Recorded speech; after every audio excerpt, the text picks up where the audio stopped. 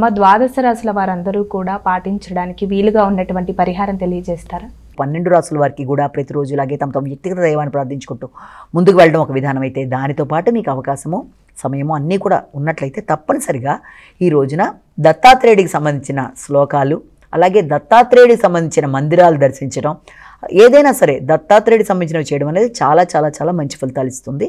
ఒకవేళ దత్తాత్రేయుడికి సంబంధించిన శ్లోకాలు చదవడానికి సమయం కుదరటం లేదు, లేకపోతే అష్టోత్తరాలు ఏది చేయడానికైనా సమయం దొరకటం లేదు, లేకపోతే దేవాలయ సందర్శనకు అవకాశం లేదు అనుకున్న వాళ్ళు తప్పనిసరిగా శ్రీదత్త శరణమ్మమ్మ అనే దత్తాత్రేయుడికి సంబంధించిన శ్లోకాన్ని పఠించడం బట్టి కూడా అన్ని విధాల అభివృద్ధి అనేది ఏర్పడుతుంది. కనుక తప్పనిసరిగా ఆ కార్యక్రమాలు చేయాలి.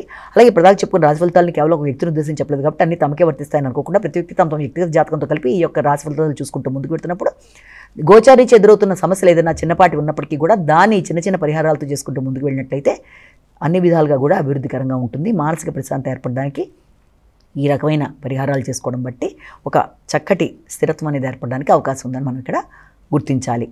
నమస్కారం.